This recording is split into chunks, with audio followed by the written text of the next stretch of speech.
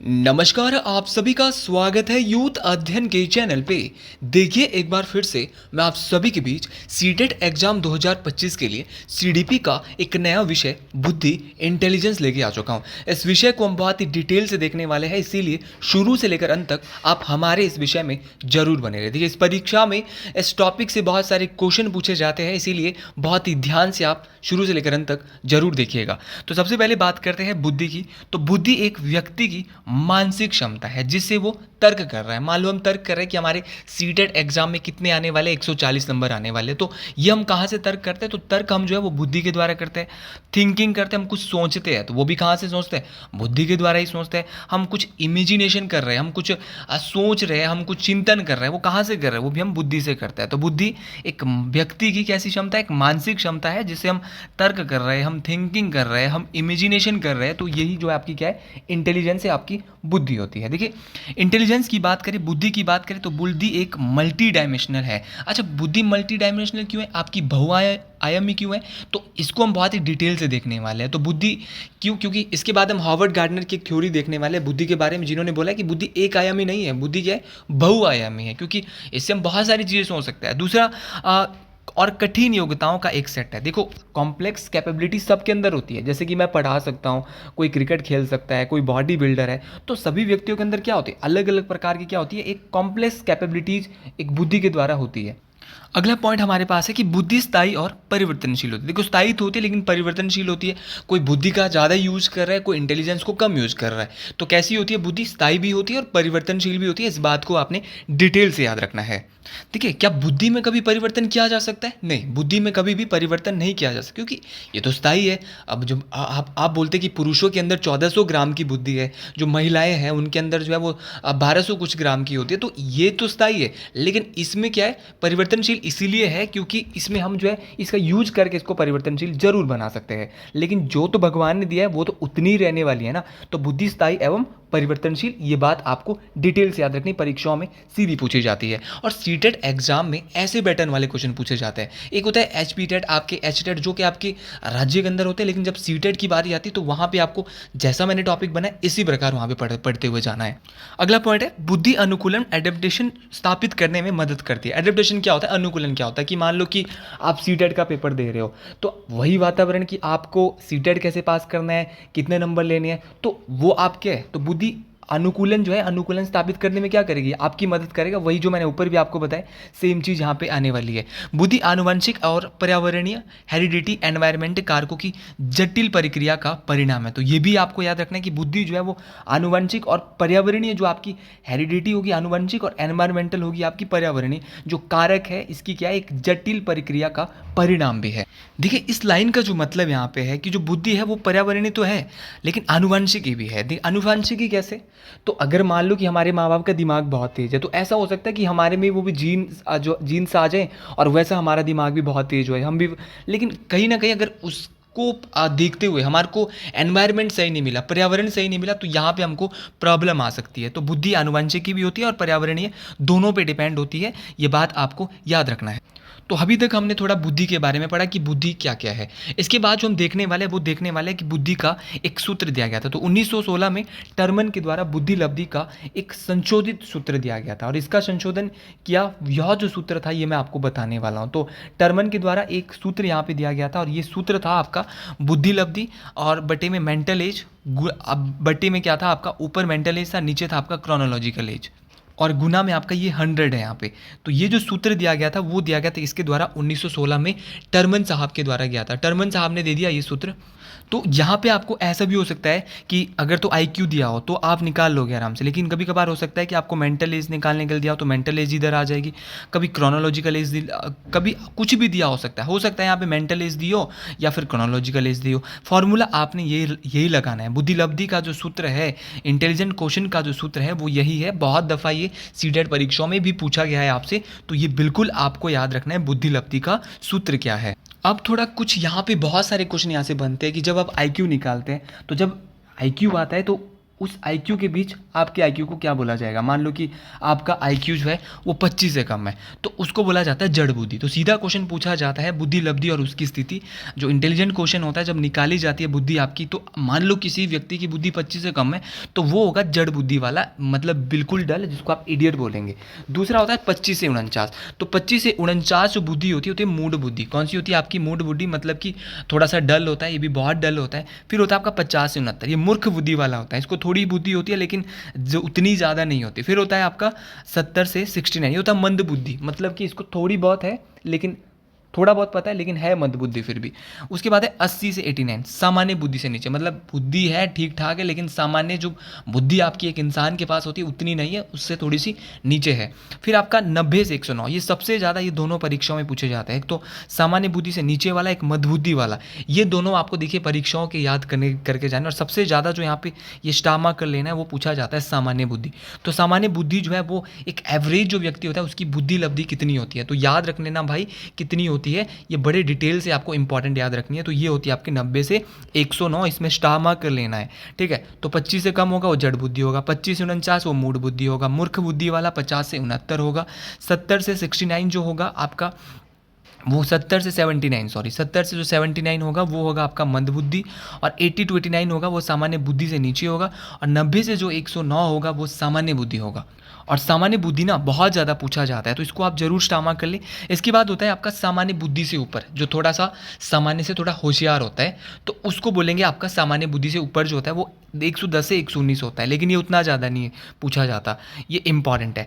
तीव्र बुद्धि भी इंपॉर्टेंट है। तो 120 से 129 जिसकी बुद्धि लब्धि होगी उसको बोलेंगे तीव्र बुद्धि, और जिसकी 130 से 139 होगी उसको बोलेंगे प्रखर बुद्धि, मतलब कि बहुत ज़्यादा होशियार। लेकिन अगर 140 से अधिक है तो सीधा क्वेश्चन पूछा जाता है कि जो आपके गिफ्टेड चिल्ड्रन होते हैं, आपकी प्रतिभाशाली जो चाइल्ड होते हैं, उनकी बुद्धि लब्धि कितनी होती है, तो उनकी बुद्धि लब्धि 140 से ऊपर होती है। और ये पेपर में 2 पूछे जाते हैं, सबसे ज़्यादा पूछे जाते हैं 2। एक तो पूछा जाता है मंद बुद्धि वाला, एक पूछा जाता है सामान्य बुद्धि, और एक पूछा जाता है आपका प्रतिभाशाली जो गिफ्टेड चाइल्ड है उनके बारे में डिटेल से पूछा जाता है।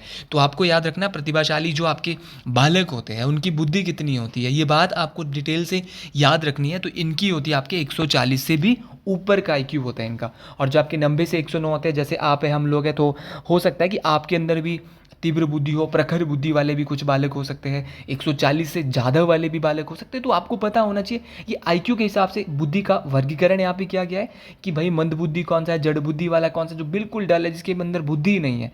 तो थोड़ी बहुत बात करते हैं प्रतिभाशाली बालक के बारे में। तो इसके बाद बात करते हैं आपके गिफ्टेड स्टूडेंट। देखिए ये इनके अपने डिसीजन और ये इंडिपेंडेंट होता है। ये जो आपके जो गिफ्टेड चिल्ड्रन होते हैं, जो प्रतिभाशाली बच्चे होते हैं, इनका अपना ही डिसीजन होता है। ये अपने डिसीजन, ये स्वतंत्र होता है, ये किसी के बारे में सोचते नहीं है। जो इनको करना है इनका डिसीजन अपना ही रहने वाला है। इनमें आत्म क्षमता, सेल्फ एफिशिएंसी जो हाई होती है। इनमें क्या होता है, जो आपका बोल सकता है एक और से कि सेल्फ, मतलब आत्म जो इनकी क्षमता होती है कि जो हम भाई ये कर देंगे, चाहे जो मर्जी ये काम हमको करना ही करना है। तो ऐसे जो माइंड वाले व्यक्ति होते हैं वो काम करके दिखाते हैं, वो बोलते हैं कि ये काम हम करेंगे, बाकी कोई नहीं कर सकता। जैसे कि कोई बच्चा है, उसकी आत्म क्षमता बहुत अधिक है, बहुत हाई है, वो बोलेगा कि भाई मैं सीटेट करके दिखाऊंगा। तो आसानी से जो उनके अंदर ऐसे बच्चे होते हैं, ये क्या है, ये करके दिखा देते हैं जल्दी से, क्योंकि इनके अंदर क्या होती है, जो आत्म क्षमता है वो बहुत अधिक होती है। ये जो बच्चे होते हैं इनका जो है, इनके पास क्या होता है, क्रिएटिव आइडियाज़ होते हैं। तो याद रखना है कि जो प्रतिभाशाली बालक होते हैं ये इनके डिसीजन में ये इंडिपेंडेंट होते हैं, ये किसी का चुनते नहीं है। ये इनकी आत्म क्षमता जो सेल्फ एफिशिएंसी है वो बहुत ज़्यादा हाई होती है। क्रिएटिव आइडियाज़, मान लो कि एपीजे अब्दुल कलाम, इनके पास बहुत सारे आइडियाज़ थे कि कैसे कैसे मिसाइल्स को बनाएंगे, क्या क्या करेंगे, तो इनके आइडियाज़ भी क्रिएटिव होते हैं। इनके अंदर क्यूरोसिटी होती है। क्यूरोसिटी मतलब क्यूरियोसिटी का मतलब यहाँ पे जिज्ञासा है, कि जिज्ञासा जो होगी इनके अंदर बहुत ज़्यादा जिज्ञासा होगी, ये चीज़ कैसे हो सकती है, कैसे करना है, इस चीज़ को हम कैसे कर सकते हैं। तो ये सारी चीज़ें गिफ्टेड चिल्ड्रन के अंदर होती है। इन्हें ऐसे सपोर्ट की ज़रूरत होती है जो स्कूल के थ्रू नहीं मिल पाता। तो मतलब स्कूल में तो यार देखो इतना नहीं इनको मिल पाएगा जैसा सपोर्ट इनको चाहिए, जिस हिसाब से इनका माइंड होता है, लेकिन फिर भी इनको एक ऐसे सपोर्ट की आवश्यकता होती है जो प्रतिभाशाली बच्चे होते हैं, जो थोड़े से अलग होता है। इनका जो मेंटल प्रोसेस होता है वो हाई कैटेगरी का, तो मेंटल प्रोसेस तो हाई होगा ही। जिनका आईक्यू 140 से ऊपर है उनका क्या मेंटल प्रोसेस, नॉर्मल सी बात है, क्या होगा, हाई होगा यार, ये तो नॉर्मल सी बात है। अब वापस आते हैं थोड़ा सा अपने अब मेन टॉपिक पे बुद्धि के सिद्धांत। देखिए बुद्धि के बहुत सारे सिद्धांत हैं और अगर बुद्धि के मैं सिद्धांत की बात करता हूँ, इन सिद्धांतों को हम बहुत ही डिटेल से देखने वाले हैं। एक होता है, सबसे पहले हम देखेंगे यूनिफैक्टर थ्योरी ऑफ इंटेलिजेंस। अगर बात करें बुद्धि के एक कारक सिद्धांत की, तो बुद्धि का जो एक कारक सिद्धांत का जो प्रतिपादन है वो विनय ने किया था।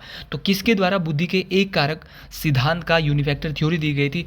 तो विनय के द्वारा बुद्धि की एक कारक सिद्धांत दिया गया था। इन्होंने बताया कि सभी व्यक्तियों में एक ही प्रकार की बुद्धि होती है जो सभी कार्यों को करती है। तो ये बात किसने बताई कि भैया जो सभी व्यक्ति होते हैं उनमें एक ही प्रकार की बुद्धि होती है, उन जो सभी कार्य को करती है। तो बुद्धि के एक कारक जो सिद्धांत है, बुद्धि की जो यूनिफैक्टर थ्योरी है, वो अल्फ्रेड विनय के द्वारा दी गई थी।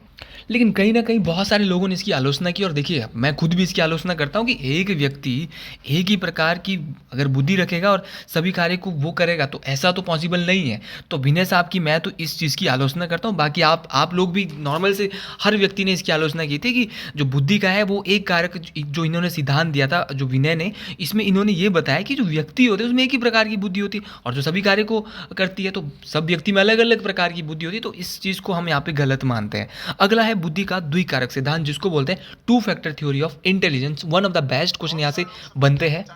इसके बाद आए भाई द्विकारक सिद्धांत वाले। अब द्विकारक सिद्धांत जो बुद्धि का दिया वो दिया आपका स्पियर्समैन ने। स्पियर्समैन ने क्या बोला कि भाई इन्होंने बोला कि जो बुद्धि है वो स्पियर्समैन के द्वारा दिया गया बुद्धि का द्विकारक सिद्धांत। इन्होंने बोला कि बुद्धि जो है वो दो तत्वों से मिलकर बनी है। एक है आपका जी फैक्टर, दूसरा है आपका एस फैक्टर।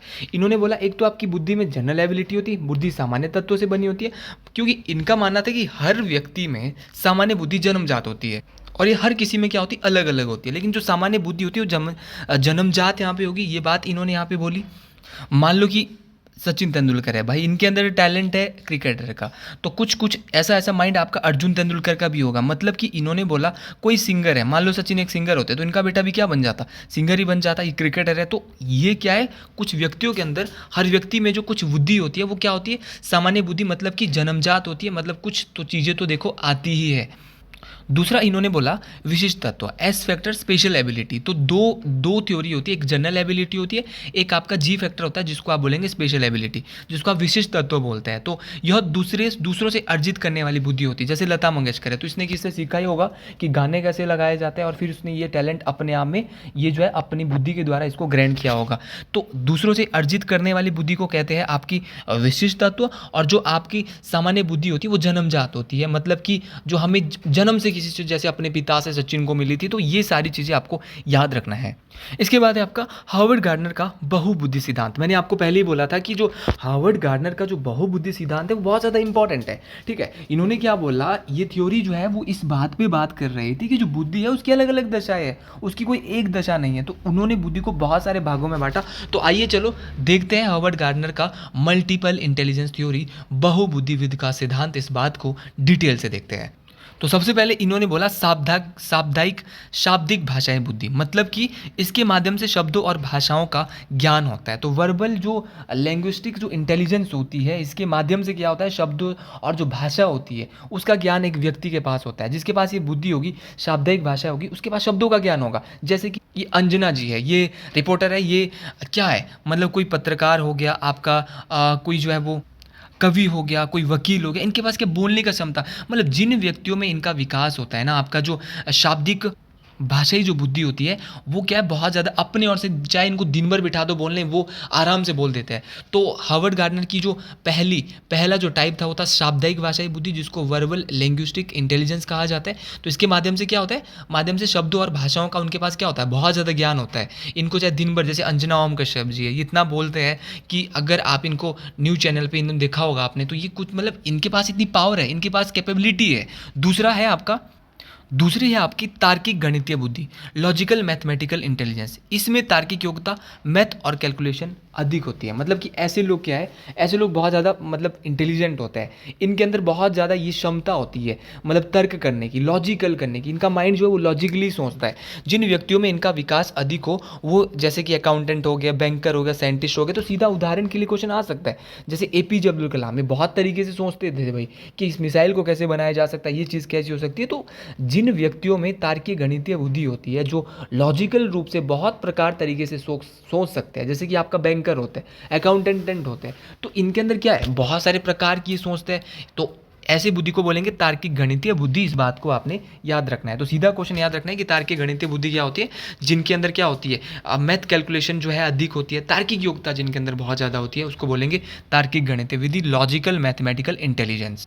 अगला है आपका यहाँ पे स्पेटियल इंटेलिजेंस, मतलब स्थानिक स्थानिक बुद्धि। तो ये आपको याद रखनी है, बहुत इंपॉर्टेंट है स्थानिक बुद्धि। स्थानिक बुद्धि होती है जो अमूर्त अमूर्त होता है, जो हमारे सामने नहीं है, बस हम इमेजिनेशन कर रहे हैं, उसको सोच रहे हैं। अमूर्त तथ्यों के आधार पर मानसिक छवि बनाना, जैसे कि एक आर्किटेक्ट है भाई, इनका जो आपका स्थानिक बुद्धि होती है, ये इन व्यक्तियों में होती है जिनका विकास अधिक हो, मतलब जिन व्यक्तियों का विकास में इनका क्या हो, अधिक हो। जैसे मूर्तिकार हो गए, चित्रकार हो गए, आर्किटेक्ट। तो आर्किटेक्ट तो पहले ही सोचते हैं ना, जैसे ये घर बना है यहाँ पे, तो पहले ही उसने सोचा होगा ये कैसे बनेगा, है ना। तो उसके माइंड में पहले ही अमूर्त तथ्यों के आधार पर जो छवि बनाते हैं, मानसिक छवि बनाते हैं, उसको हार्वर्ड गार्डनर ने किस प्रकार की जो मल्टीपल इंटेलिजेंस उसमें बांटा है, तो स्थानिक बुद्धि में बांटा है। आपका स्पेटियल जो इंटेलिजेंस है उसमें बांटा है। तो ये याद रखना है। तो एक मूर्तिकार, चित्रकार, आर्किटेक्चर जो होते हैं, उनमें ऐसी सोच होती है जो अमूर्त तथ्यों के आधार पर मानसिक छवि बनाते हैं, उनको यहाँ पे स्थानिक बुद्धि उनके अंदर होती है। इस बात को आपने याद रखना है। मान लो कि एक घर का नक्शा बनाना है, भाई घर का नक्शा बनाना है, कैसे बनेगा, तो वो पहले ही अमूर्त सोच लेगा। उसको वो क्या क्या सोचेगा, वो अपने उसके सामने फोटो नहीं है, बस अपने माइंड से बनाएगा और फिर ऐसी वो चीज़ों को क्या कर देता है, तैयार कर देता है। तो ऐसे व्यक्तियों के अंदर कौन सी बुद्धि होती है, स्थानिक बुद्धि होती है। थोड़ा सा मैं साइको जो सीडीपी है वो ज़्यादा नहीं पढ़ाता, लेकिन कोशिश कर रहा हूँ एक बेहतर टॉपिक आपके बीच लेके आया हूँ बनाकर, और कोशिश करूँगा कि और अच्छे से आगे आगे मैं सुधार अपने इन टॉपिकों में लाऊँ और अच्छे से ज़्यादा समझाऊँ। क्योंकि अभी साइको पे मेरा नया पड़ाव है। एचपी जीके के लिए हम बहुत धमाकेदार हिमाचल टीजीटी कमीशन और जीके की जो हमारी अदर सीरीज है, हम सीटेट के लिए ईवीएस भी लाएंगे। तो मेरा कोशिश रहेगी कि सीटेट एग्ज़ाम के लिए बहुत अच्छे से इन चीज़ों को कवर करवाया जाए। अगला है हमारा शारीरिक गतिक बुद्धि। अब किसी व्यक्ति के अंदर जन्म से ही क्या होती है, शारीरिक गतिक बुद्धि होती है, मतलब कि उनके अंदर क्या होती है, जो बॉडीली जो पावर होती है वो पहले से ही होती है, तो शरीर को गति देने वाली बुद्धि। तो किसी व्यक्ति जैसे नीरज चोपड़ा है, तो उसके दिमाग में पहले ही एक ऐसी पावर है कि भाई वो उसकी बॉडी को क्या देती है, शेप देती है। जैसे मान लो जिन व्यक्तियों में इनका विकास अधिक होता है शारीरिक गतिक बुद्धि का, जैसे अभिनेता हो गया, अभिनेत्री हो, तो अपने फील्ड में टैलेंटेड हो गए। मान लो कि आप बोलेंगे कि सर तो पढ़ाने वाले बहुत अच्छा पढ़ा रहे भाई, तो ये बुद्धि मेरे अंदर होगी। कोई डांसर है, उसमें डांस करने की बहुत अच्छी है। आप एक लर्नर हो, आप एक एथलीट हो, तो सब व्यक्तियों में शारीरिक गतिक बुद्धि अलग अलग होती है।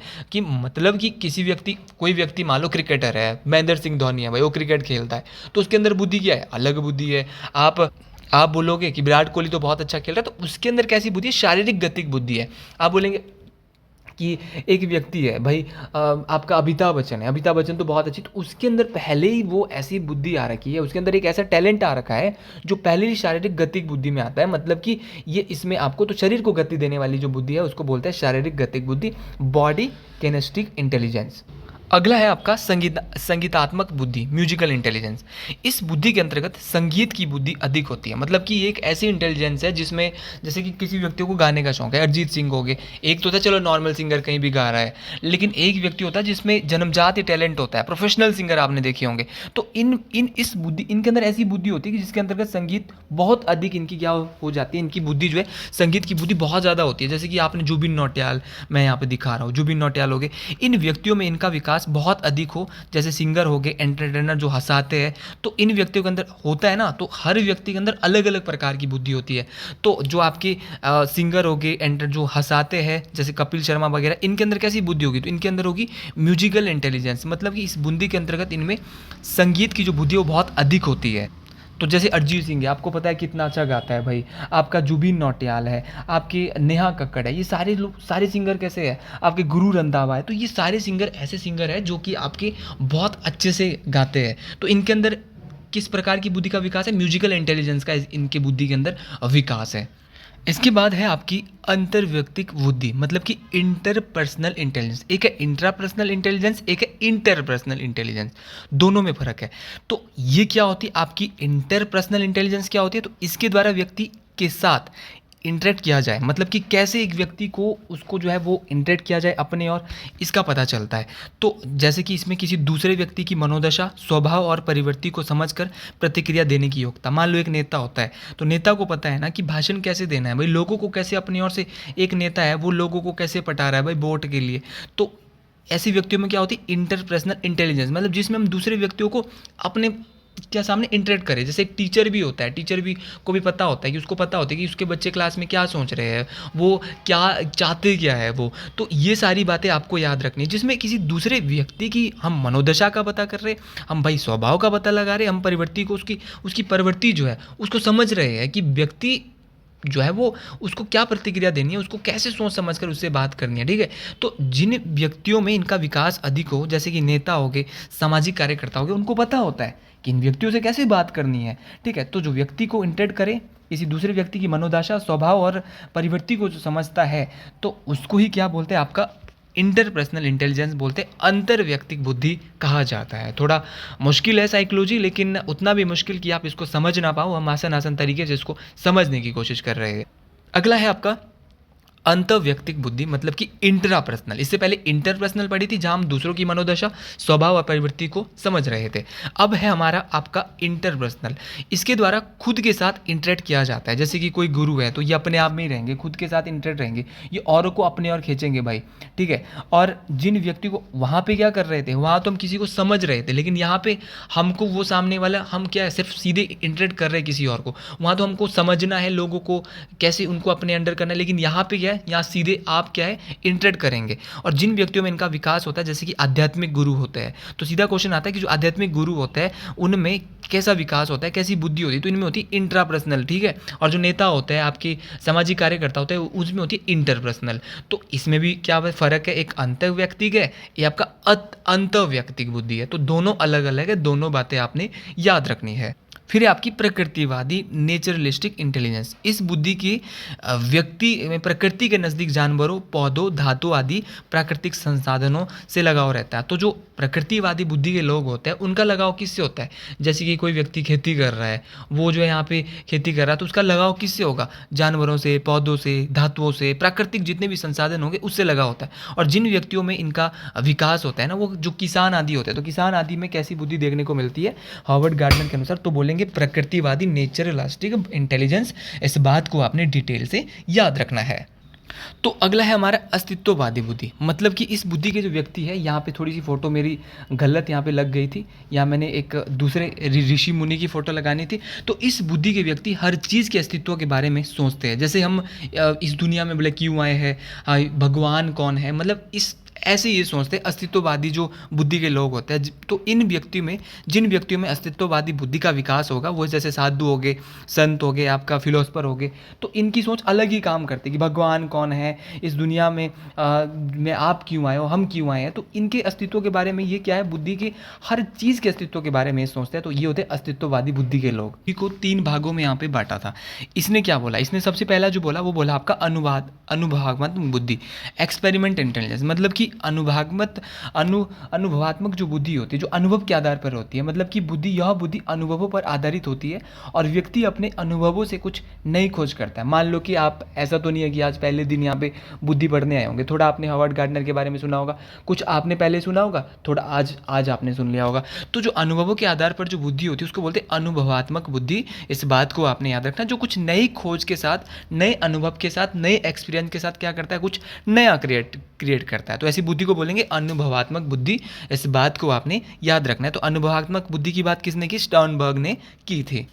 अगली हमारी कंपोनेंटल इंटेलिजेंस, मतलब घटकीय बुद्धि वाले जो व्यक्ति होते हैं, वो कल्पना शक्ति से, जो उनकी कल्पना शक्ति होती है, एबिलिटी होती है, उससे वो बहुत कुछ सोच लेते हैं। और ये अमूर्त बुद्धि वाले व्यक्ति होते हैं, ऐसे लोग जो हर चीज़ के पीछे कारण जानना चाहते हैं, मतलब हर चीज़ के पीछे उनको क्या है, लॉजिक जानना चाहते हैं। वो कल्पना शक्ति वाले होते हैं, मतलब उनको लगता है कि किसी ना किसी चीज़ के पीछे कुछ ना कुछ चीज़ तो है भाई साहब। तो ऐसे व्यक्ति होते हैं घटकीय बुद्धि वाले लोग, कंपोनेंटल इंटेलिजेंस वाले लोग। तो अगली हमारी संदर्भात्मक बुद्धि, मतलब कि कॉन्सेप्चुअल इंटेलिजेंस, मतलब संदर्भात्मक बुद्धि में व्यक्ति सूचनाओं को इस ढंग से उपयोग करने में सफल हो जाता है जिससे उसको अधिक से अधिक लाभ हो। मतलब इस बुद्धि में क्या होता है, तो इस बुद्धि में भाई जैसे कि आपका जो ये संदर्भ मतलब इसमें बच्चा क्या है संदर्भ होगा। मान लो कि आपको क्या करना है, आप बच्चा क्या करेगा इसमें संदर्भ के अनुसार कि भाई हमको सीटेट का एग्जाम पास करना है तो कैसे करना है, तो उसमें क्या है बच्चा क्या है उसमें उपयोग को क्या है सूचनाओं को इस ढंग से व्यवस्थित करेगा कि हम जो है वो सर की क्लास देखेंगे, हम संदर्भ सहित जो है हम वहाँ पे इसको लिखेंगे फिर पढ़ेंगे। तो ये क्या है संदर्भात्मक बुद्धि है। तो स्टर्नबर्ग की बुद्धि के हमने 3 प्रकार को पढ़ लिया है। तो ये हमने आज बुद्धि वाला टॉपिक पढ़ा जो कि आपको थोड़ा बहुत अगर समझ आया होगा तो कमेंट बॉक्स में आप जरूर लिखेंगे हर हर महादेव। तो आज के लिए इतना ही, थोड़ी कोशिश की है इस टॉपिक को समझाने की साइकोलॉजी की। बाकी और ज़्यादा एक अच्छी अच्छी वीडियोज अगर आप चाहते हो सीटेट के लिए तो कमेंट बॉक्स में जरूर लिखिए यस सर हर हर महादेव। आज के लिए इतना ही, मिलते हैं अगले वीडियो में। हर हर महादेव टू ऑल। जय हिंद, जय हिमाचल प्रदेश।